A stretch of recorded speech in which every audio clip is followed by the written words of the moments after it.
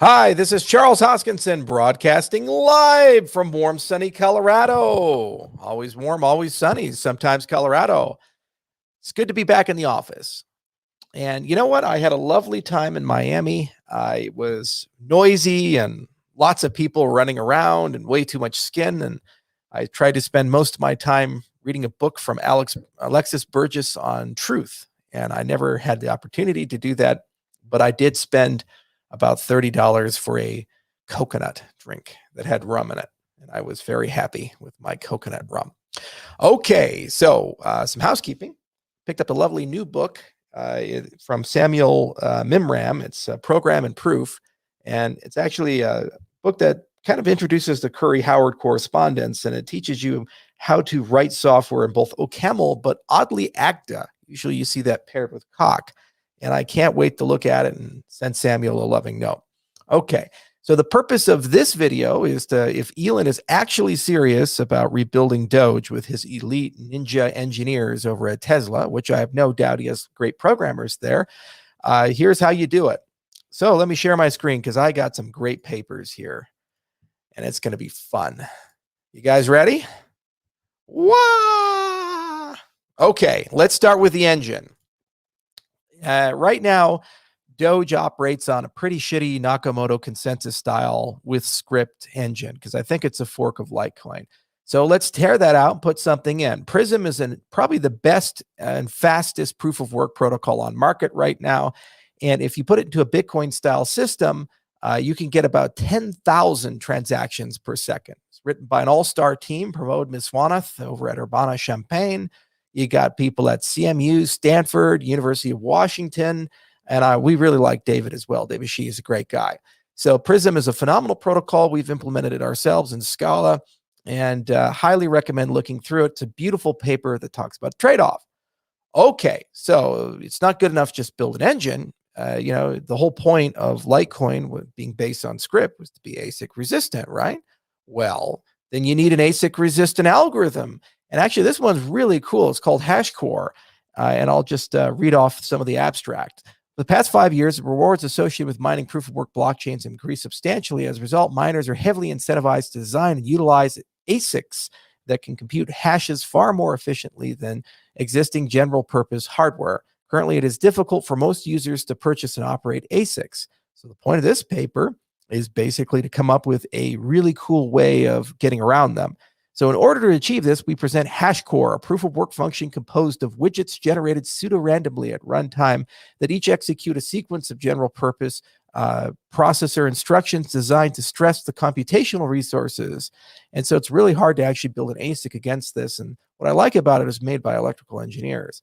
So you can also look at some beautiful theory, and this is from Dan Bonnet, who's probably one of the top cryptographers in the world over at Stanford, and it's called balloon hashing, a memory hard function providing provable protection against sequential attacks. So this is another primitive that one can use while discussing the notion of ASIC resistance.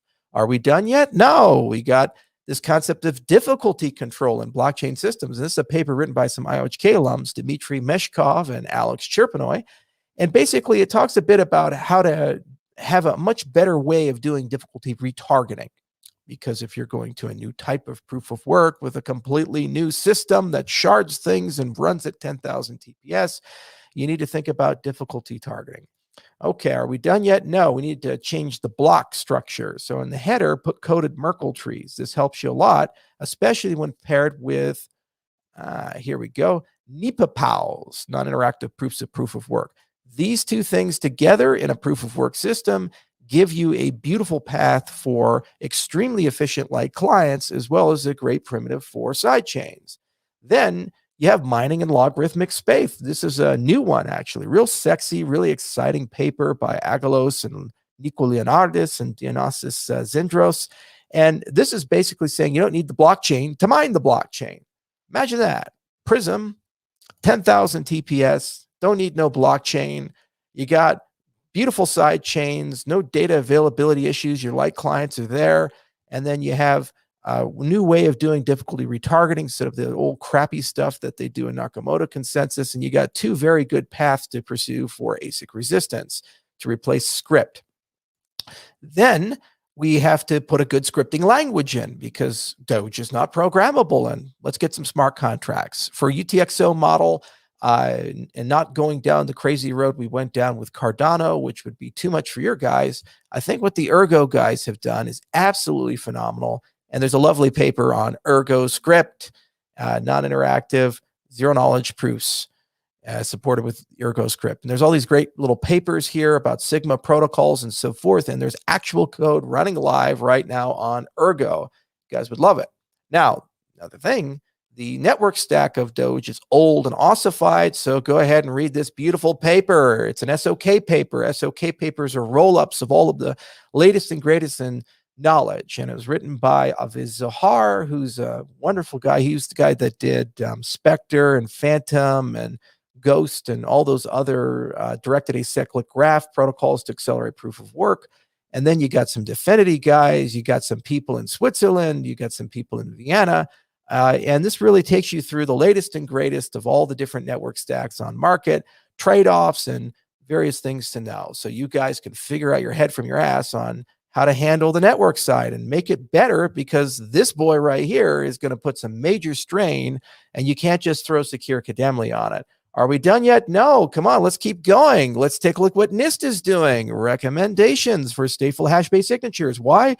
Because Doge should be quantum resistant, right? And you got some great things like Macaulay's signature scheme, LMS, or extended Merkle signature schemes, or you got HSS, or actually the new multi-tree XMSS. You have a blockchain, you can put a stateful-based hash signature scheme. It's becoming a NIST standard, and that means that you are quantum resistant. And then you have Blake 3, because why be with an old shitty hash algorithm? This is the age of Doge. So let's go ahead and put a better hash algorithm in. And the best guy around for hash algorithms is Zuko, and he created Blake 3. It makes MD5 and SHA-2 and SHA-3 look like a sack of shit. So highly recommend this. So there you go. And just a few easy steps. 1, 2, 3, 4, 5, 6, 7, 8. That doesn't count. 8, 9, 10, 11. You guys are off to the horses, running and making Doge better for everyone inside this space. 10,000 TPS, you get some quantum resistance. You'll be able to figure out a network stack that'll meet your needs and satisfy your urges. You'll have programmability. Look at that. You can finally do smart contracts on Doge and have all those Doge-related applications. You don't need the blockchain to mine. How about that? You get side chains. You get some cool stuff for light clients. And then, of course, you'll have a much more reasonable difficulty system, retargeting system, and you're ASIC resistant. This is a fun paper. So I hope this is helpful for the Doge community and for Elon, and I wish him the best of luck in rebuilding that cryptocurrency with his super elite engineers, which I have no doubt he has, as he's one of the world's richest men.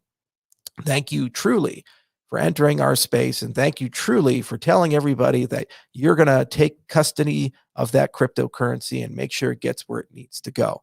And I look forward to seeing the great innovations you guys come out with in a year or two. Cheers.